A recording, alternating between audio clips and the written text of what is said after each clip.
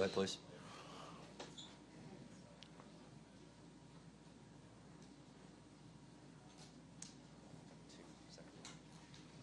Second row on the left. Coach, Davide Chinellato, Gazzetta Italy.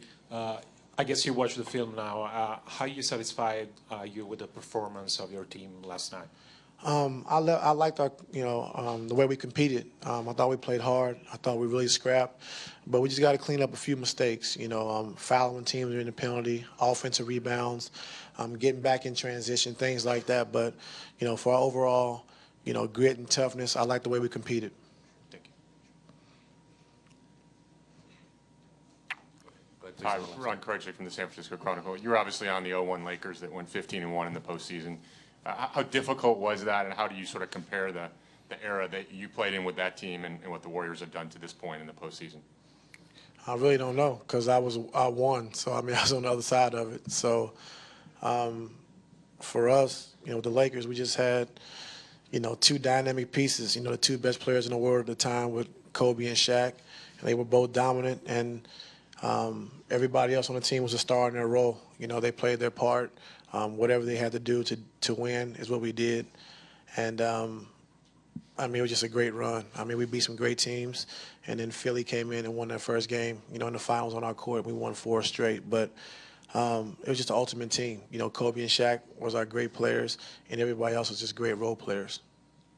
If I could ask a quick follow-up, did you sense then how difficult it was to go through the postseason? No one's ever gone unbeaten in the NBA in an entire postseason.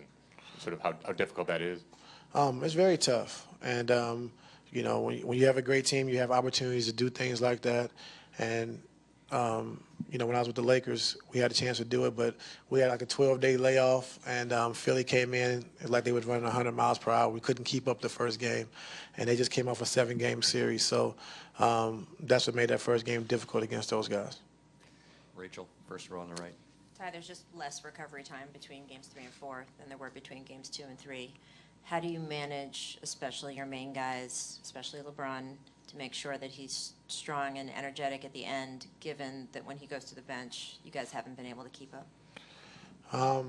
There's no tomorrow, so we just got to play. When he needs a break, he'll let me know. We'll get him out. We'll get him right back in. But right now, our season's on the line, and we just got to play. There's a fourth quarter, though, so you want to get to that, I assume, with him, right? What do you mean? That obviously you don't need to save anything for after the game, but you want to be able through the game to manage it. Yeah, so that's why we, the thing about the playoffs, the timeouts are long, so we were able to call 2 timeouts, in a 2-minute span to give them 8-9 minute rest, and just got to see how the flow of the game goes. We got to end quarters better. We took them off the floor in that first quarter. They go on a 12-2 run or something like that to end the quarter, and that's tough. So we just got to do a better job of just taking care of the basketball, making the right play, defensively being good. So just see how he feels, but we're going to have to play extended minutes if we want to try to extend this series. Yes, ma'am. Next question, Joe, on the left side, third row. Joe Varden, Cleveland.com. Ty, obviously you guys didn't do on-court work today. Did you meet or do film or anything? Yeah, we did film. I know you're not much of a baseball fan, but it's almost like you guys have a chance to break up a perfect game here. They're 15-0, going for history. How important or why is getting one tomorrow night important to your team? Because it's a step in the right direction. We're not going to give in. We're going to keep competing, and we had a chance, to win last night. And if we come up with the fight and intensity that we played with last game, by cleaning up a few mistakes, then we have a chance to win on Friday. So, by any means, are we giving in? So, we're going to be ready to play on Friday. And then one final follow-up. Given how the series has gone, you're down 3-0. Are you considering giving a guy like Derek Williams some time off the bench or anything like that? Just got to see how the flow of the game goes. We'll take a look at it.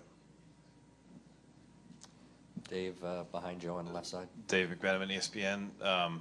Ty, when you say we made a few mistakes, are we talking about the offensive end, defensive end, and what can you share about specific adjustments you could make for Game 4? No share, Dave, but, we made some mistakes coming down the stretch that we know we have to be better with. We had talked about before, but, you can't make these mistakes against this team. They're too good, and, every time you make a mistake, they make you pay. So, we got to be better in our execution down the stretch.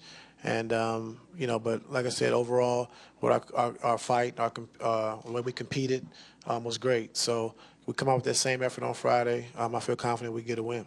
All right, if I could follow up, a little unrelated, but this Warriors team's been in the finals 3 straight years, just like you guys have. It doesn't look like they're going anywhere.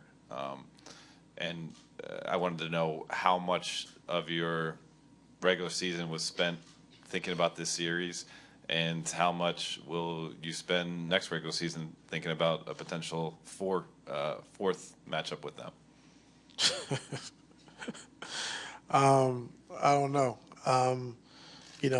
We know that, over in the West, they're a tough team. They're a strong team. And over here, we're a great team in the East. So, you still got to play in the playoffs. You still got to get to the right points. It takes hard work and dedication, but it takes a little bit of luck of staying healthy. If it happens, it happens. But, we got to just, worry about this year. Got to worry about tomorrow night's game. And if we continue to play, if we play like we played the other night, I feel comfortable where we're at. Scott, second row on the right. Coach Scott Sargent, WFNY, kind of piggybacking off of Rachel's question earlier, with that stretch at the end when LeBron was sitting, was that more execution, or was it just kind of scheme and what you guys had planned on doing with LeBron on the bench? When he was out at the end of the first quarter? Yeah, the 10-0 run. I know, and you mentioned it was sloppy. I know it was turnover, but Yeah. there was RJ had that wide open look in the corner. I mean, there was some open shots there that just didn't fall. I mean, can you continue to do what you did and hope for better success, or do you got to change things up there? The one time we had a chance to take the last shot, we didn't take the last shot. We shot it quick. They came down and scored at the end of the quarter. The one time we were supposed to be in the blitz, we didn't blitz. We ended up switching Kevin on to Steph Curry. He makes a 3-point shot. Supposed to be on Steph's body. We try to shoot the gap on the pin down. He makes a 3 in front of their bench. So just those things that we know that we got to be aware of and locked in. And we can't allow those things to happen. When that happens, they make you pay. Marla, next question on the left side. Marla Ridenour, Akron Beacon Journal. Considering what you guys did at the end of Game 7 last year, the last 3 minutes, did you almost think this is so uncharacteristic of us? Just, last year you made every clutch play, and this time none of them sort of went your way. Well, I mean, that's how the game goes. But if you take good shots, you can live with the results. If you play good defense and they make shots, you can live with the results. But when you don't execute the right way, that's what's tough. So just got to be better down the stretch of cleaning up our execution, and if they make shots, they make shots, and you play good defense, then you just tip your hat to them in the same way offensively. So just got to do a better job executing down the stretch. Final question to Michael on the left side, third row. Michael Grange from Sportsnet in Toronto. Ty, the way you guys played Game 2 and particularly in Game 3, does it beat every other team in your league, do you think? What you mean? How well you played and to come out a loser, is there any other team that would that wouldn't be good enough against?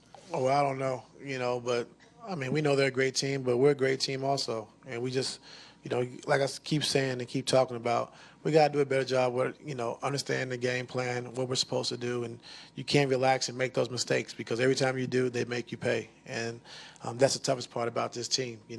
Against other teams, you can make these mistakes, but against them, you cannot. And every time you do, they make you pay. So just got to clean up those things and we'll be fine.